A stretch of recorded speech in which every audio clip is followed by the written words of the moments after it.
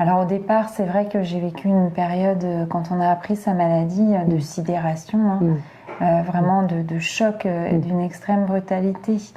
Moi j'avais 25 ans, lui en avait 30. Donc vraiment quelque chose qu'on n'imaginait pas qui puisse arriver dans notre bonheur, là, qui est venu couper ça. Peut-être, tu vois, cette impression aussi d'être en dehors de la réalité, parce qu'à un moment donné, même me connecter avec mon environnement extérieur, l'entourage proche, c'était compliqué, parce que j'avais l'impression d'être dans deux mondes différents, tu vois. Il y avait mon monde, là, qui était profondément bouleversé, où tout était... bousculé finalement, et le monde des gens qui, si je puis dire, continuait en fait. Parce qu'il y avait aussi cette colère, cette incompréhension et cette injustice aussi de me dire mais pourquoi ça nous arrive à nous. Beaucoup ce sentiment d'injustice. Vraiment, si ça peut donner de l'espoir aux personnes qui nous regardent, qui traversent des épreuves difficiles, même pas forcément un deuil, voir qu'il y a vraiment un champ des possibles.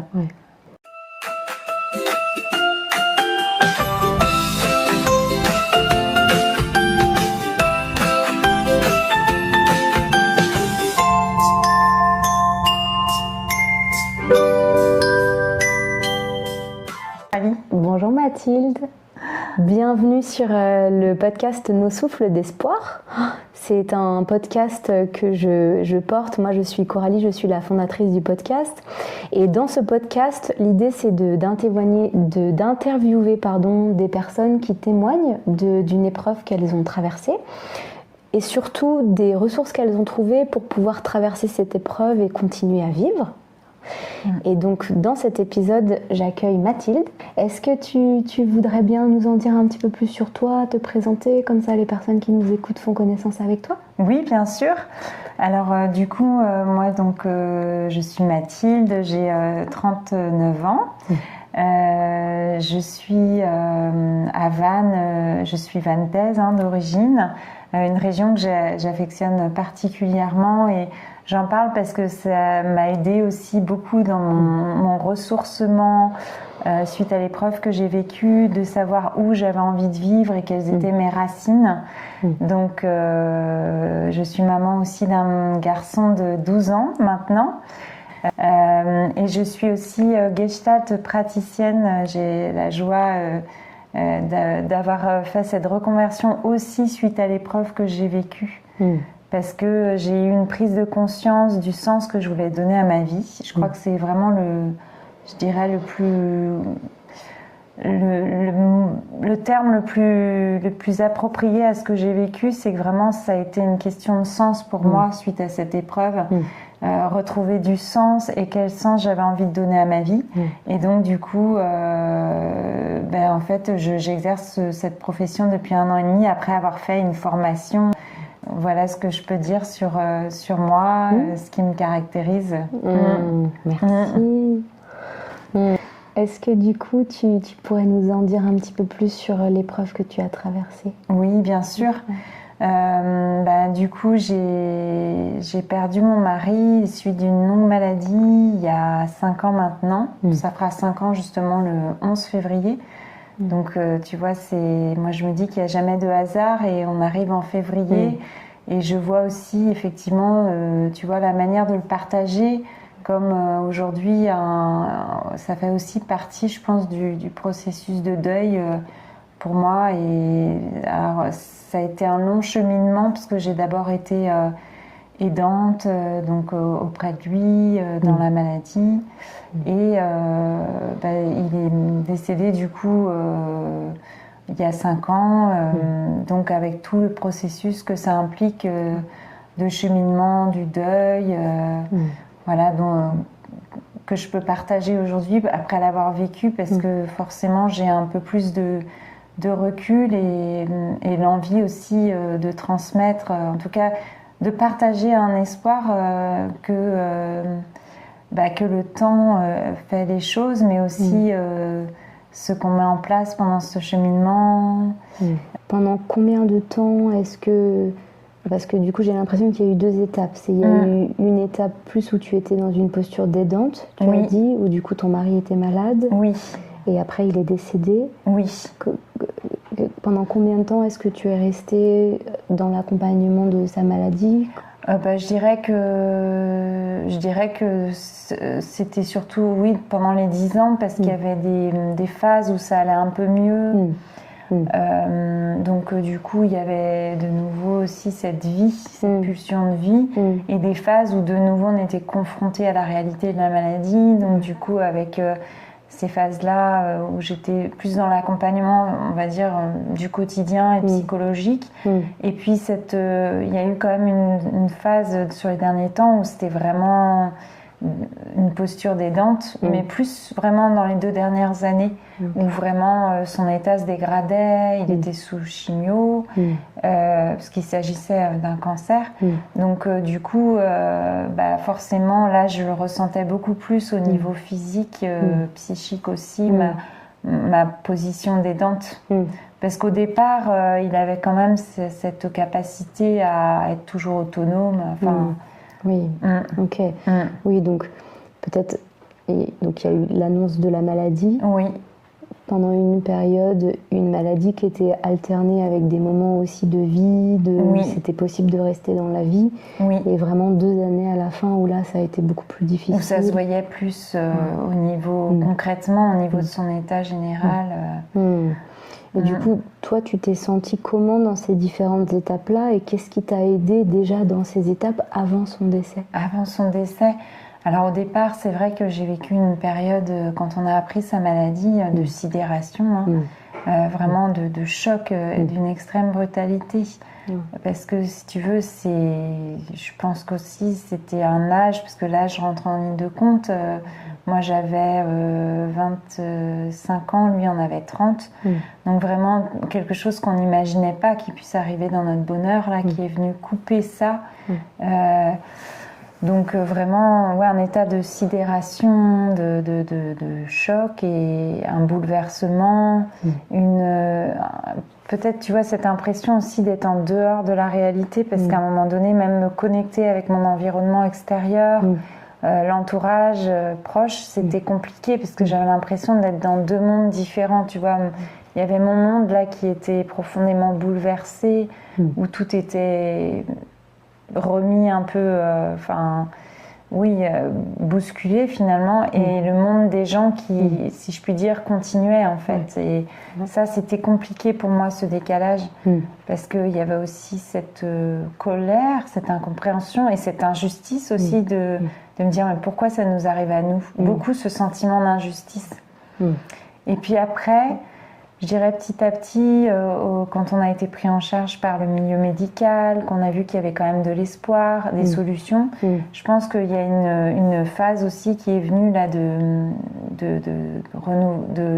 de nouveau, tu vois, de confiance dans la vie, dans ce que pouvait proposer le corps médical, et du coup une phase de résilience. C'est là que je pense a commencé faire confiance à nos ressources, faire confiance à ce qui se passait, et puis à tout ce processus médical. Et du coup, je dirais que c'est venu renforcer aussi notre lien d'amour, parce que il y avait aussi ce côté où lui aussi a en même temps découvert cette résilience, donc de cheminer finalement à 2 là-dedans, avec tantôt des moments où lui pouvait avoir peur, et où moi je pouvais le rassurer, le soutenir, et inversement des moments où moi je pouvais ne pas être bien. Mais je dirais que moi je me suis sentie quand même, j'ai pas l'impression que c'était du déni, mais toujours dans cette confiance, dans cette qu'il allait s'en sortir, et puis qu'on allait quand même vivre des choses, des belles choses. Donc du coup, je pense que pour lui, ça a dû être quand même... je sentais que ça le mettait dans une posture de je suis malade, mais je suis toujours capable de vivre la vie dont j'ai envie. Et je pense que c'est peut-être ça qui est, je dirais, dans ma posture d'aidante, a été le plus aidant finalement, c'est de ne pas le considérer comme quelqu'un de malade qui allait... passer par des épreuves. Oui, c'est beau. Tu vois, dans ce que tu dis, j'entends que toi, dans ta posture d'aidante, le fait de rester dans la vie, dans la confiance, dans l'appréciation aussi de ce qui était là, oui. que ça a été vraiment un soutien pour lui de t'avoir à côté de lui dans cet état, plutôt là, sans être dans le déni de la maladie et de ce qui était en train de se passer, mais de choisir de continuer à apprécier ce qui était là. J'avais 2 choix à ce moment-là, c'était soit d'aller vers le pessimisme, parce que j'aurais pu. Le discours des médecins n'était pas forcément rassurant. Il y avait effectivement le fait qu'il y ait des solutions, mais qu'il y ait aussi cette épée de Damoclès. Donc, il y avait les 2 possibilités. Et c'est vrai que dans ma nature, je suis quelqu'un plutôt d'optimiste, et du coup, je pense que je suis allée vers ça. Et j'ai côtoyé du coup le bon, j'ai choisi aussi d'aller vers ça. Et je pense que lui aussi était dans cette dynamique-là, donc ça nous a beaucoup aidés dans ce cheminement à vivre malgré tout avec la maladie. Et finalement, d'ailleurs, j'ai le souvenir que notre entourage nous disait j'ai du mal à croire qu'il y ait cette maladie parce qu'on était tous les 2 très portés par la pulsion de vie en fait.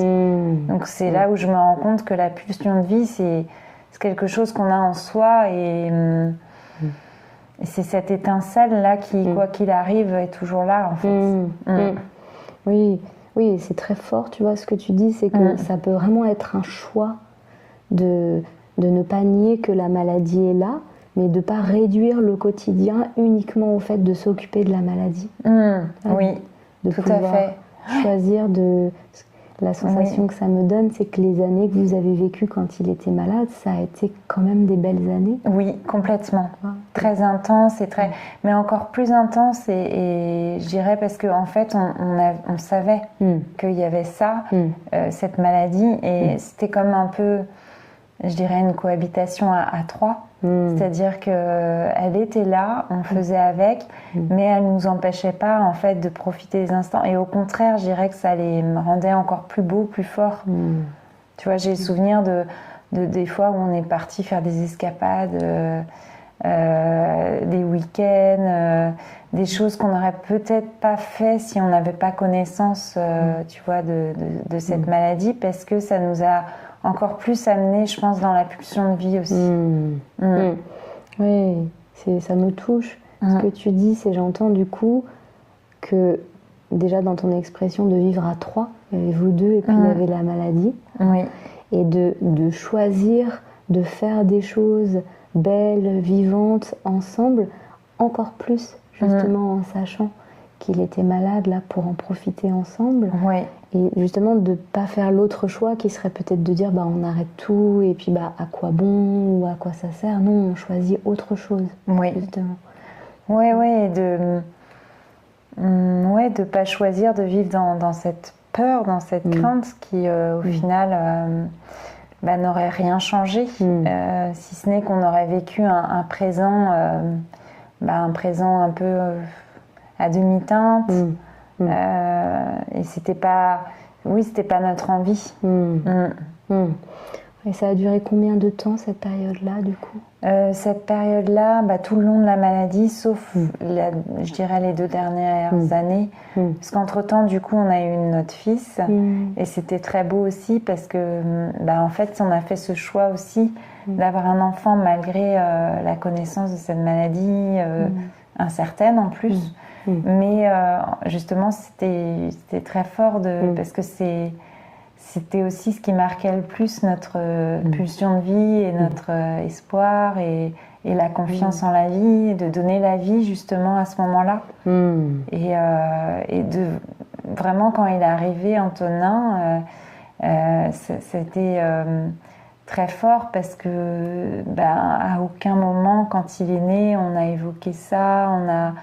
Il y a eu des moments difficiles même pendant la grossesse parce que les rendez-vous médicaux avaient toujours lieu à ce moment-là, mais ça n'empêchait pas en fait de vivre. En fait, c'est un petit peu comme le deuil, je dirais qu'à la fois c'est des moments de crainte, de doute, et à la fois des moments où on est dans la vie, en fait. Et je dirais que finalement, ça m'a donné cette compréhension de la vie aussi, c'est que il y a des choses moins qui nous ramènent à la réalité, à cette conscience qu'on n'est pas éternel. Et il y a aussi tous les moments où justement on peut choisir de les vivre de la manière dont on a envie finalement, intensément. Ça me touche beaucoup d'en parler, et de voir aussi, tu vois, en t'en parlant, le cheminement là aussi, tu vois. C'est super. Et merci parce que je trouve que ça donne beaucoup d'espoir de pouvoir se dire, en fait, même quand la maladie est là, on peut choisir de comment on a envie de la vivre. En fait. Tout à fait. Je suis très émue, tu vois. C'est vrai que forcément, ça ramène aussi, mais tu vois, c'est aussi de la joie que je ressens et beaucoup de fierté, effectivement, d'avoir parcouru tout ça et de pouvoir aujourd'hui le transmettre aussi, parce que je pense que c'est aussi ce qui fait que j'ai eu envie d'exercer ce métier, c'est de pouvoir transmettre à mon tour le fait que tout est possible et puis que la vie, on peut la choisir aussi, choisir de rester dans la vie à ce moment-là. Et aussi la conscience de, tu vois, je pense que ce qui a été fort aussi, c'est de prendre conscience qu'il fallait que je m'occupe de moi. Tu vois, alors beaucoup de moments de ressources pour pas en fait m'oublier dans ces moments-là qui pouvaient être plus difficiles. Je faisais beaucoup de sport, beaucoup de choses et qui m'ont aidé aussi à traverser ça aussi au quotidien. Et puis beaucoup d'amour aussi parce que je pense que c'était vraiment une histoire d'amour avec un grand A et du coup une évidence, le fait de vivre ça aussi je me suis jamais posé la question de savoir si je voulais l'accompagner ou pas parce que pour moi c'était une évidence en fait que ma mission, si je puis dire, était là. Est-ce que tu veux bien nous en dire plus sur justement comment tu as vécu les 2 dernières années et ce qui t'a aidé à traverser cette période-là avant son décès? Comment ça s'est fait? Ça a été compliqué parce que un peu de me sentir dans un étau là où un peu subir et puis de pas savoir exactement comment ça allait se terminer, dans quelles circonstances. Alors c'est là où j'ai fait un gros travail sur moi parce que l'anxiété en fait amène à anticiper des choses qui peuvent se produire. Donc souvent un peu un scénario négatif aussi avec vraiment cette peur de ne pas faire face à tout ça et puis en même temps le fait de continuer mes activités, de faire ce qui me fait du bien, la course à pied, de voir des amis, de continuer aussi à travailler et puis d'avoir notre fils aussi à s'occuper. Ça a été ça m'a permis vraiment de rester dans cette confiance aussi, d'avoir un entourage aussi très soutenant. Oui, donc tu pouvais te sentir dans un étau avec l'échéance peut-être de la fin de sa vie qui pouvait se rapprocher, qui était plus présente. Oui. Et du coup, ce qui pouvait être difficile, c'est que ça pouvait générer de l'anxiété. De l'angoisse. Le fait d'anticiper comment ça allait se passer, si j'allais devoir... en plus, les rendez-vous médicaux, c'est vrai qu'ils n'étaient pas forcément très positifs. Donc, cette angoisse aussi de la dépendance, ça, c'était très fort. Parce que en fait, jusqu'à quel point je vais devoir m'occuper de lui, jusqu'à quel point je vais devoir encore donner de ma personne. Et en fait, il y avait vraiment ce truc de se dire presque intérieurement, j'avais aussi envie de me préserver, de me sauver, parce que j'avais par moments cette sensation de sinon j'allais y laisser ma peau en fait. Tu vois, c'est trouver ce juste milieu. C'est pour ça que ce qui m'a aidée, c'est vraiment de me dire non, il faut aussi et c'est pas ne pas penser à l'autre, c'est aussi se préserver pour justement tenir encore et puis parce que on est deux, mais je suis là aussi, j'existe et j'ai encore des besoins, j'ai encore ça m'a aidé de me prendre conscience de ça. Oui, j'entends que c'était très demandant, ça pouvait être éprouvant. Très énergivore. Très énergivore. D'être là, d'être aidante, d'être avec lui. Et que du coup, ce qui t'a vraiment aidé, ça a été de t'autoriser à prendre des temps pour moi. Pour toi. De ressourcement. Oui. Et de solliciter du coup mon environnement familial qui a été... et je pense que je peux encore les remercier... notamment mes parents qui ont été très présents et qui du coup m'ont permis d'avoir ces moments de ressources aussi, prendre le relais. Ça a été vraiment... je pense que c'est d'une grande aide dans ces moments-là. Oui. Parce qu'on ne peut pas en fait, et encore aujourd'hui, je pense toujours qu'on ne peut pas aider quelqu'un, on ne peut pas aider les autres si soi-même on est déjà, en tout cas, à bout de souffle en fait.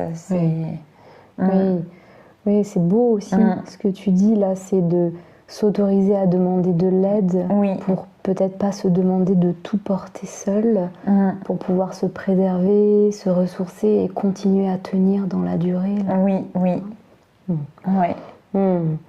Et émotionnellement, est-ce qu'il y a pu avoir des émotions que tu as ressenties, qui ont pu être difficiles, puis qu'est-ce qui t'a aidé à les traverser aussi dans cette période-là? Je dirais pas mal de frustration. Frustration de ne pas vraiment faire, parce qu'on était aussi un peu limité vers la fin dans nos activités, comme physiquement aussi il était diminué. Donc frustration de ne plus pouvoir vraiment faire les choses des gens de notre âge en fait. Donc j'ai dû apprendre aussi à me focaliser sur le bon. C'est peut-être ça qui m'a aidée. J'ai tenu aussi à un moment donné un journal, donc j'ai beaucoup lu sur le sujet aussi, sur des choses qui m'ont aidée à être dans la pleine conscience, et aussi un journal de gratitude que j'ai tenu. D'ailleurs, je me suis dit, à tout moment, finalement, c'est bien d'en avoir un, où je notais les choses qui m'ont fait du bien dans la journée, et du coup, tous les jours, en fait, et de voir que finalement, même dans des moments comme ça, très difficiles, où il n'y avait plus beaucoup de choses, en fait, j'arrivais à prendre du plaisir et à avoir, en fait, le bon. Et ça m'a beaucoup aidée. Oui, c'est fort là, comme le fait de choisir de mettre ton regard sur ce qui était bon, ce qui était là quand même quand il y avait de la frustration et des choses difficiles, comment ça t'a soutenu? Oui. Justement. Oui. Ok. Et du coup, après, voilà, la vie de ton mari s'est arrêtée, il est décédé. Comment ça s'est passé pour toi, cette étape-là? Là aussi, qu'est-ce qui t'a aidé à traverser cette étape-là? Pour moi, ça a été un choc à la fois, parce que ça a été quand même assez brutal, même s'il y avait quand même on savait un petit peu comment ça allait se terminer. On avait un aperçu avec tout le corps médical, mais effectivement, forcément un choc quand même, parce qu'on ne sait jamais quand ça va se produire exactement, c'est l'incertitude. Et puis après, une phase tout de suite après quand même de soulagement de quelque chose que je portais depuis très longtemps, avec une extrême endurance. Oui, un choc, un soulagement, parce que ça devenait très douloureux aussi. Je pense que le nombre d'années fait qu'il y a aussi on a nos limites aussi, chose que je ne me rendais peut-être pas compte physiquement. Mentalement, donc la résilience elle est là, mais on se rend compte aussi de nos limites en fait humainement, donc un petit peu de culpabilité aussi peut-être d'être dans cet état d'esprit, un grand vide, un énorme vide en fait, avec au départ je parlais d'un soulagement parce que plus besoin en fait d'être dans cette vigilance constante en fait, de savoir si ça va aller, de mener tout en fait, le quotidien, parce que à la fin c'est vrai que le quotidien c'était quand même plus moi qui gérais tout ça, et puis donc ce grand vide, et puis comment faire face aussi à cette nouvelle vie, moi seule avec mon fils, qu'est-ce qui allait pouvoir, quel sens j'allais pouvoir, parce que là du coup tout est à réinventer en fait, d'une vie à 3 on passe à 2. Accueillir les émotions de mon fils aussi. Et puis surtout la solitude, je crois que c'était vraiment quelque chose, prendre conscience en fait que j'étais seule et tout ce qui était un peu avant fait à 2, décidé à 2, n'avait plus lieu. Donc du coup, être seule face à soi-même, c'est... Je dirais que moi qui n'ai jamais vécu seule, ça a été très compliqué. J'ai beaucoup sollicité mon entourage. Je voulais jamais rester seule en fait. Donc ça a été, je dirais, la chose la plus difficile à traverser, c'est la solitude. Vraiment. Oui. Émotionnellement, ça m'amenait beaucoup d'angoisse en fait. Tu vois, vraiment. Et encore aujourd'hui, je trouve que c'est quelque chose qui n'est pas facile, même en étant en couple. Par moment d'être seule, c'est ce vide en fait. Est-ce que tu sentais que ça pouvait te faire peur justement de rester seule après le décès de ton mari? Oui, parce que en fait la solitude m'amenait à côtoyer la tristesse, à sentir ce que je ressentais. Donc du coup à côtoyer des émotions forcément qui étaient plutôt difficiles et du coup mon entourage qui avait passé par là aussi, auquel je faisais appel, me disait c'est important de traverser ces moments-là aussi parce que c'est ce qui va t'aider après. Mais j'avais du mal à comprendre que ces émotions-là, même difficiles, en fait, ça allait m'amener à du positif. En fait, c'était cette compréhension-là que j'avais pas, en fait. Donc, pour moi, il fallait plus être dans l'évitement pour recôtoyer le positif. Et j'ai compris après coup que non, en fait, le fait de traverser aussi le difficile, les émotions négatives, et même encore aujourd'hui, je pense que c'est ce qui me permet justement de voir qu'est-ce que j'ai envie de mettre en place dans ma vie, quel changement je dois opérer. Finalement, ça m'a appris ça m'a réconcilié, on va dire, avec des émotions plutôt négatives. Parce que je pense qu'on est aussi dans une société où on véhicule beaucoup l'image, en fait, qu'on devrait être toujours dans des émotions positives, en fait, que c'est pas bon d'être dans le négatif. Et en fait, je me rends compte que c'est faux, en fait, parce que les émotions négatives nous permettent aussi de cheminer, d'avancer comme les positives. Tu parles de la difficulté à rester seule parce que ça t'amenait à ressentir des émotions qui étaient difficiles et que du coup plutôt au début la réponse que tu as trouvée c'était de faire plein de choses, peut-être d'éviter un peu ces moments de solitude là, et que tu as compris après que c'était en les accueillant que ça te permettait de choisir ce que tu voulais faire justement et de mettre de la clarté. Oui, tout à fait. Comment dans la première étape aussi de ton deuil, comment ça se passait avec Antonin? Peut-être qu'est-ce qui t'a aidé aussi dans la relation avec lui? Comment c'était pour toi? Alors, ce qui m'a aidée, je dirais, c'est de comprendre peut-être que je vive moi mes émotions et que lui avait les siennes et qu'on n'était pas forcément synchro sur la manière dont on le vivait. Parce que Antonin, comme c'était un petit garçon de 7 ans, était beaucoup dans la pulsion de vie, dans la joie. En fait, il le vivait à sa hauteur d'enfant. Et du coup, moi, de m'autoriser aussi à vivre mes émotions, la tristesse, et du coup, de pas forcément lui cacher ça. Parce que auparavant, c'est vrai que pendant la maladie de mon mari, on avait tendance, après les rendez-vous médicaux, à vouloir le préserver de ça et à pas forcément, en fait, être disponible, enfin en tout cas pas lui montrer cette tristesse ou cette déception devant lui. Et en fait, j'ai eu la remarque de quelqu'un de mon entourage un jour qui m'a dit tu sais, il faut aussi lui montrer vos émotions parce que lui doit comprendre ce qui se passe. Et aussi, ça l'amène à voir qu'on peut aussi avoir de la tristesse, parce que lui-même, il pourra les vivre aussi, ces émotions-là. Parce que sinon, il y aura l'image que, de toute façon, quoi qu'il arrive, on reste dans l'émotion positive. Donc ça m'a beaucoup aidée. Donc du coup, à m'autoriser à être dans cette tristesse, mais sans être... voilà, l'idée, c'était pas que lui porte mes émotions et me relève. En tout cas, c'était pas...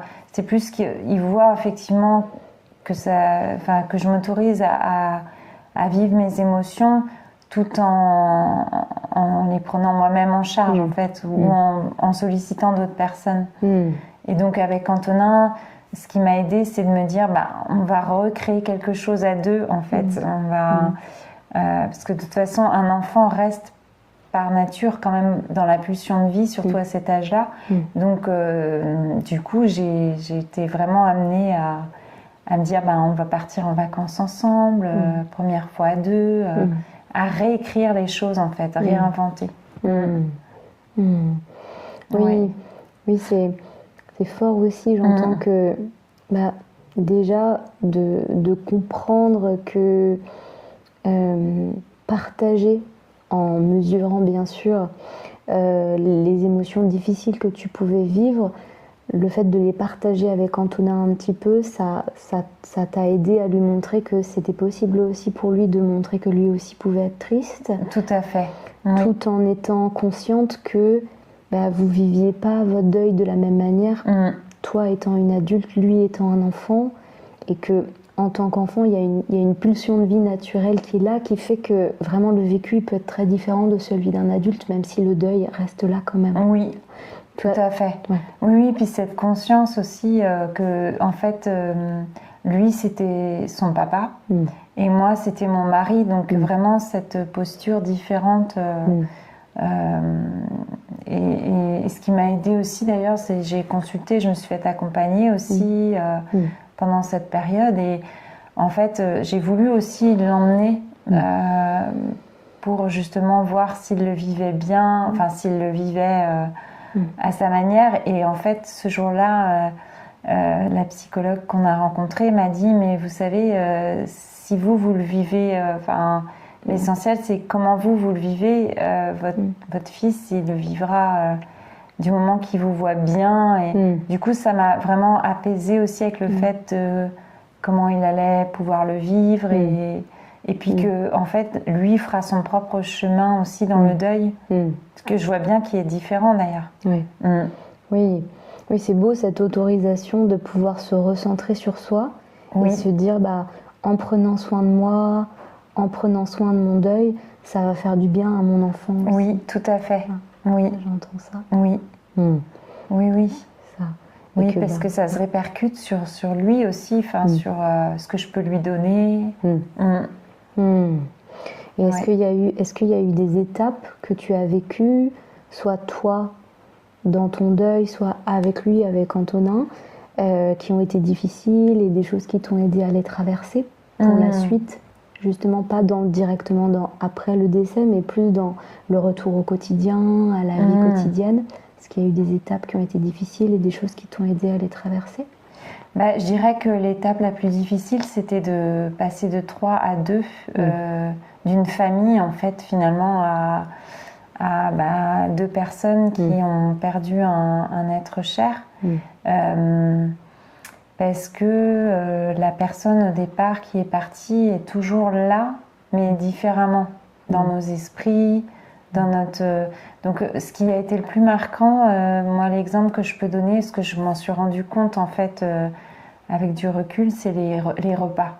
Parce que le repas, c'est un moment qu'on partage en famille, autant dans la journée, chacun de son côté, chacun va qu'à ses occupations. Mais au moment de passer à table, j'avais une espèce d'appréhension et de colère d'ailleurs que je pouvais peut-être répercuter sur Antonin des fois, inconsciemment. Et en fait, j'ai essayé de comprendre d'où elle venait, cette irritabilité. Et en fait, c'était le fait, je pense, de constater cette absence en étant à table. En fait, j'avais envie que les repas passent assez vite. En fait, c'était parce que c'était inconfortable pour moi. Et puis, je dirais que les étapes aussi qu'on a traversées, je suis restée dans mon logement avec Antonin, là où on a vécu tous les trois.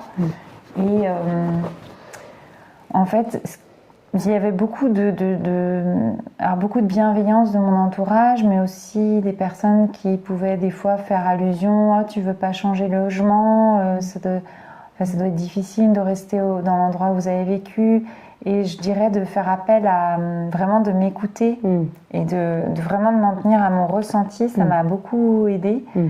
De pas en fait me laisser happer par les croyances, les principes, les façons de voir des autres en fait. Et de faire moi ce qui me correspondait vraiment. Et vraiment, du coup, ça m'a libérée aussi de quelque chose là. Parce qu'il y a vraiment aussi cette idée qui plane sur le deuil, qu'il y aurait un cheminement, une façon d'être, une façon de faire, un nombre de mois, d'années, comme si en fait c'était un peu linéaire. Mais en fait le deuil c'est quelque chose qui se traverse, qui est propre à chacun. Alors on retrouve des émotions quand même similaires, mais qui finalement se vivent à des endroits différents. Moi, je dirais que la première étape, j'ai pas encore ressenti tant les émotions. C'était, je dirais, après, dans un second temps, moi, que ça s'est... Où vraiment, il y a eu cette prise de conscience, là, qui est venue un peu après. De l'absence. De l'absence, de ce que j'étais en train de vivre. Je pense qu'au départ, il y a un effet un peu protecteur, où on veut tellement rester dans la vie. Je voulais tellement rester dans la vie que je m'empêchais de voir ça aussi. Et après, c'est vrai que j'ai compris que non, ça demande un peu plus de temps. Et c'est accepter ça aussi. Accepter qu'il y ait des moments où ça puisse revenir. Que on est dans la vie et à certains moments, ça revient. En fait, on retraverse des émotions difficiles et en fait, c'est ça. En fait, c'est que je dirais, si je pouvais résumer, je peux sentir que c'est comme une blessure là qui resterait un peu à vif, mais qui est quand même plus à l'étape de plaie. Vraiment, elle est en train de se guérir, mais il faut du temps et puis. Il y aura peut-être une cicatrice quand même. Oui, mais oui, c'est riche ce que tu nous partages là, merci. J'entends que le fait d'être à l'écoute de ce que toi tu sentais pour pouvoir prendre des décisions justes au fur et à mesure, ça t'a beaucoup aidé. Oui. Peut-être en entendant ce que disait l'entourage, mais en décidant vraiment à partir de ce que toi tu ressentais. Oui. Et quand c'est touchant quand tu parles des repas, de te questionner sur qu'est-ce qui se passe, qui pouvait te mettre en colère, qui pouvait t'irriter pour comprendre ce qui se passait à ce moment-là. Oui.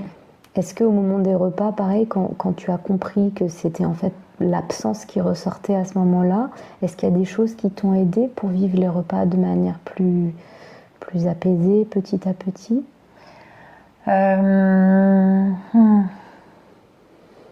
Je dirais que c'est accepter petit à petit aussi, accepter cette nouvelle, ce nouveau duo aussi.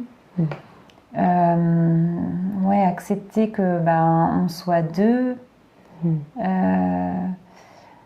Peut-être remanier un petit peu les choses aussi avec s'autoriser des fois à manger en regardant quelque chose à la télé ou changer un peu de place, recréer quelque chose aussi, prendre du plaisir à peut-être cuisiner ensemble avec Antonin, des petites choses comme ça, qui ont aidé en fait à réinventer les choses. Oui, Comme si de mettre à recréer de la convivialité, mais à deux en fait. Ouais. C'est ça. Ouais, de s'autoriser à sortir de la configuration qui était là avant et mettre du mouvement pour recréer un moment agréable à deux. Oui. Ouais. Mais tu vois, quand je te parle de ça, je prends conscience d'ailleurs qu'aujourd'hui, je mange avec mon fils sur le côté. C'est-à-dire que je pourrais manger en face de lui, mais je mange comme si tu veux, il y avait toujours cette place-là qui restait. Alors, je te parle de ça, c'est peut-être inconscient, mais tu vois, c'est comme si effectivement, il y avait quand même toujours cette notion de notre passé qui est toujours là aussi, de vie à trois. Et tu sens que c'est quelque chose qui est plutôt juste, qui est plutôt lourd? Comment tu le vis? Non, aujourd'hui je le vis bien parce que non, il y a vraiment plus cette, je dirais ce poids là. En fait, je m'aperçois qu'il y a quand même je parlais de ce fil conducteur là, le temps qui fait vraiment les choses, qu'on le veuille ou non, et qui permet d'adoucir. Parce que en fait, comme on vit des nouvelles situations à deux, en fait, on recrée une vie qui fait que on n'oublie pas le passé, loin de là, mais les choses sont réinventées. Donc du coup, ça laisse place aussi encore à de la beauté, et puis ça crée une connexion entre nous aussi. Ça nous a, moi et mon fils, ça nous a beaucoup renforcés. Alors je dirais qu'il y a de la place parce qu'aujourd'hui j'ai refait ma vie, mais et j'en suis très heureuse, mais je pense que il y aura toujours ce duo en fait, parce que on a un passé commun en fait avec mon fils. Oui, c'est beau comment tous les choix que tu as faits et puis la manière dont tu as choisi de vivre là cette nouvelle famille que vous formez tous les deux. Ça commence à renforcer votre lien aussi avec Antonin, commence à alimenter quelque chose entre vous là qui est plus fort encore. Oui, ça nous a vraiment soudés aussi dans cette... et puis, il y a des moments où je sens que lui, il a besoin d'en parler. Donc vraiment, je me mets le plus possible à son écoute, parce que ça tombe pas toujours à des moments où on peut être en pleine disponibilité, mais l'essentiel, c'est de l'écouter, l'entendre dans ce qui lui aussi vit, parce qu'il ne le vit pas, comme je disais... au même moment, donc c'est vraiment l'accueillir aussi dans ça. Bon, et on va aller vers la dernière partie de notre échange toutes les deux. Avec plaisir. C'est voilà, vraiment la dernière partie toujours de ce podcast, c'est de pouvoir se dire l'épreuve qui est là reste une épreuve. C'est pas l'idée de dire que c'est pas une épreuve ou c'est plus une épreuve à un moment, même avec le temps. Mais de pouvoir se poser la question et de se dire tiens, mais le fait de l'avoir traversé, est-ce que d'avoir réussi à traverser cette épreuve-là, ça peut avoir amené quelque chose de la transformation, même de l'enrichissement dans la personne que tu es aujourd'hui, parce que tu as fait tous les choix que tu as fait, parce que tu as traversé tout ce que tu as traversé de la manière dont tu as choisi de le vivre. Est-ce que tu sens que aujourd'hui, tu as des endroits de toi qui se sont transformés, qui sont différents, qui ont été enrichis de par le fait d'avoir vécu tout ce que tu as vécu? Bien sûr, je dirais que c'est vraiment le côté justement positif d'une épreuve, si on peut en trouver un, parce que ça reste effectivement une épreuve difficile, mais vraiment d'en sortir grandi. Et ça, je sens à quel point j'ai un autre regard sur la vie. Ça m'a apporté un regard différent, plus riche, plus intense, avec une volonté d'aller vers des choses plus profondes aussi, et puis d'aller plus à l'essentiel, vraiment de comprendre quand il y a des endroits où j'avais pas ma place, où j'avais pas envie d'être, et avoir aussi ce dont moi j'avais envie, quels sont mes besoins, savoir que j'avais envie de transmettre ça aussi, parce que effectivement c'est quelque chose qui enrichit tellement qu'on se dit, même si à la limite quelqu'un n'a pas vécu ça, c'est vraiment, je pense, de l'ordre de la transmission, parce que ça donne une philosophie de vie, un regard qui est très, très différent en fait de quand on n'a pas vécu forcément ça. Un des choix que tu as fait après avoir traversé tout ce que tu as traversé, ça a vraiment été de te poser des questions de sens, de la direction que tu avais envie de donner à la suite de ta vie. Tu sens que ça t'a amené plus à te poser sur ce questionnement-là peut-être qu'avant? Oui, tout à fait. Oui, à donner du sens, parce que avant, le sens, il était donné par ce qu'on vivait, en fait, la maladie. Donc, on a le choix, en fait, de construire notre vie autour de ça, de faire avec ça. Enfin, je veux dire, il y a toujours le choix, mais malgré tout, c'était quelque chose dans lequel on a été embarqué, où effectivement, moi, ma posture était celle d'aidante, mais voilà. Et là, le fait de retrouver vraiment le sens à moi qui me correspond, parce que finalement, il n'y a plus à devoir être là pour lui, à devoir... donc du coup, tout est à réinventer, mais pour soi. Et c'est ça, je dirais, qui m'a beaucoup aidée, c'est de savoir, moi, quel sens j'avais envie de donner maintenant à ma vie, parce que du coup, j'étais au centre de ma vie d'un coup, par la force des choses, avec Antonin aussi. Et de voir aussi, ça m'a aidée dans la confiance en moi aussi, de voir que j'étais capable de faire sans l'être cher qui est décédé, en fait, de voir que oui, on a vécu quelque chose à 2, à 3, mais que j'allais pouvoir continuer, en fait, et que j'allais arriver aussi à faire, à faire les choses seule. Et donc, avec du recul, en ayant réussi à traverser tout ce que tu as traversé, tu sens que ça t'a donné de la confiance dans tes ressources? Oui, c'est ça. En fait, faire appel à mes ressources m'a permis de voir que j'avais des ressources, justement, et d'avoir confiance, du coup, dans cette capacité à moi-même, finalement, me sécuriser intérieurement, à voir que vraiment, ça venait de l'intérieur aussi. Merci beaucoup, Mathilde. Merci à toi, Coralie. Je suis très touchée que tu m'aies écoutée et que tu m'aies aidé aussi à comprendre ce cheminement. Et vraiment, si ça peut donner de l'espoir aux personnes qui nous regardent, qui traversent des épreuves difficiles, même pas forcément un deuil, voir qu'il y a vraiment un champ des possibles. Oui, et en choisissant, comme tu l'incarnes, la vie, c'est ça. Oui, je pense que c'est ça, oui. Et que c'est possible, même dans des moments de maladie, de deuil, de difficulté, de choisir de rester dans la vie. En fait. Oui. Merci beaucoup. Merci à toi. Merci beaucoup. Et puis merci de nous avoir écoutés, d'avoir été avec nous aujourd'hui, et à très bientôt pour des nouveaux épisodes sur ce podcast.